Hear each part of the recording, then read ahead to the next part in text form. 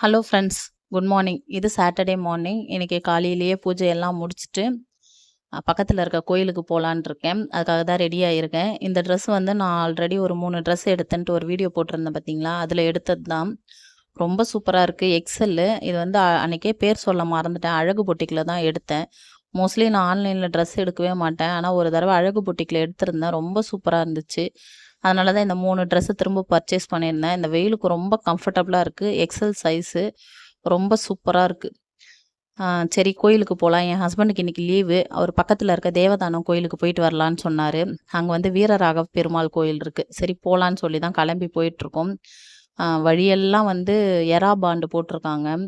அவ்வளோ அழகாக இருக்குது. போகிற வழியெல்லாம் அப்படியே ஒரு இயற்கையாக சூப்பராக இருக்குது. மரம் செடியெல்லாம் நிறைய இருக்குது. இதுதான் பெருமாள் கோவில் என்ட்ரன்ஸு. சரி அவருக்கு வந்து அபிஷேகங்கள்லாம் எதுவும் கிடையாது. அதனால் வெறும் துளசி மட்டும் வாங்கிட்டு போனேன். உள்ளே போய் சாமியை நல்லபடியாக பார்த்துட்டு வந்தேன். ரொம்ப அழகாக இருந்தார் பெருமாள். அவர் வந்து ஸ்ரீரங்கத்தில் இருக்க பள்ளிகொண்ட பெருமாளுக்கு அடுத்து தேவதானத்தில் இருக்க இந்த பெருமாள் தான். அங்கே இருக்க அதே பெருமாள் மாதிரியே தான் இருப்பார். படுத்த மேனிக்கு இருப்பார். பாதத்தாண்ட வந்து லக்ஷ்மி அம்மா உட்காந்துட்டு இருப்பாங்க. அவர் முகமெல்லாம் வேர்வையாக இருக்கும். அவர் வந்து படி அளந்துட்டு டயர்டாக படுத்துட்ருப்பார். அந்த கோலத்திலேயே அப்படியே இருப்பார். அதனால் அவர் டயர்டில் இருக்கிறதுனால முகமெல்லாம் வேர்வையாக இருக்கும். ரொம்ப அழகாக இருக்கும். இவருக்கு வந்து ஒரு தைலத்தை வச்சு மட்டும்தான் உடம்பெல்லாம் பூசுவாங்க. மற்றபடி அபிஷேகங்கள்லாம் எதுவும் கிடையாது.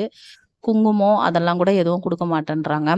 பக்கத்தில் வந்து அம்பாளுக்குன்னு தனி சன்னதி இருக்குது. அதே மாதிரி ஆஞ்சநேயருக்கும் தனி சன்னதி.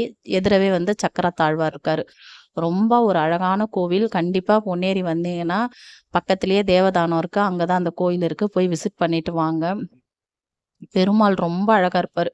ரொம்ப பெரிய சிலை அவரு. ரொம்ப 5 அடிக்கு மேலே இருக்கும். அவ்வளோ பெரிய சிலை. பார்க்குறதுக்கு ரொம்ப அழகாக இருந்தார் பெருமாள். நல்லபடியாக சாமியை தரிசனம் பண்ணிவிட்டு வீட்டுக்கு வந்துட்டோம். டாட்டா.